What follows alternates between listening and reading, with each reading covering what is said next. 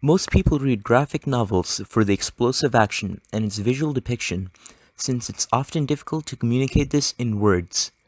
The unique way in which illustration supplements action led me to think they were the perfect pair of genre and medium. That is, until I read March Comes In Like a Lion.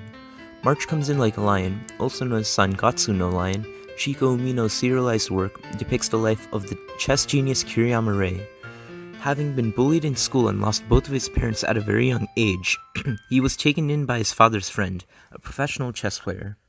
It was made clear that chess was the only way to win his love from the beginning, and this toxic competition between him and his adoptive siblings led not only to him becoming the fifth professional middle schooler in history, but also to a dysfunctional household of utterly defeated children, the guilt of which prompted him to leave home as a middle schooler, living on his own off of the money he makes from being a professional chess player.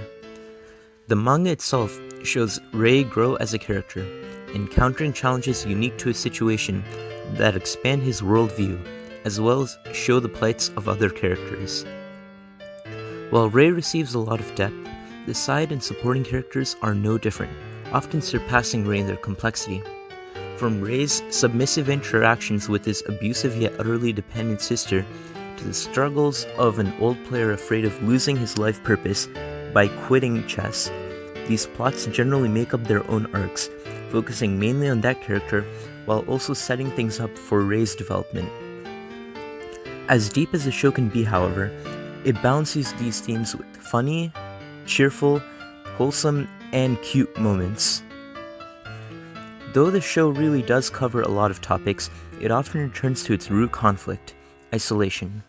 Having learned to essentially fade into the background to avoid bullying, Rei does not know how to deal with people that respect him and treat him as a human being, and his growth as well as the various blunders he makes in this process feel extremely wholesome and fulfilling, giving both the lowest lows and the highest highs. I'm about to read Rei's narration of one of his more extreme scenes of depression, having just been utterly defeated by a player he dismissed as a side character, and torn by the shame he feels for his arrogance. If I'm awake, I couldn't stop thinking about everything, so I slept. And I kept sleeping. I spent all my time obsessively going over game records, and neglected to eat or drink for days, so now I crashed and slept like a log. But at last, it became impossible to keep sleeping. The pain struck me as soon as I woke up. I was dehydrated. The symptoms would go away if I could rehydrate, but everything I drank came right back out the same way. I panicked. This is bad. What should I do? If I lose any more water...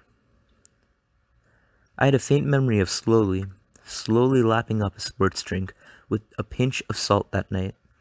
It took me over half of a day to summon the energy just to get up. The next day, I basically crawled to the neighborhood convenience store. I'm a joke. I'm even terrible at depression. This scene highlights the realism that colors the narration style of the novel, and would have been able to effectively communicate that gut-wrenching experience even without the accompanying images that illustrated it. As you can probably tell by my description of it so far, I would definitely recommend this graphic novel. Not only can it have you laughing 1 second and then crying the next, it deals with extremely relatable themes and problems I think most high schoolers go through in their life in a very mature way. The characters, as well as their interactions, are incredibly complex, showing that no matter how messed up a character may seem, they're afraid of isolation and want to be loved for who they are, just like anyone else. I've heard from some that the narration style isn't to their taste, and though I can agree it isn't for everyone, if it's for you, it's a must-read. The TV adaptation for which I've been showing most of the images is available on Netflix. I really recommend you read it. For me, it's been a really good experience. Thank you for listening to my book talk.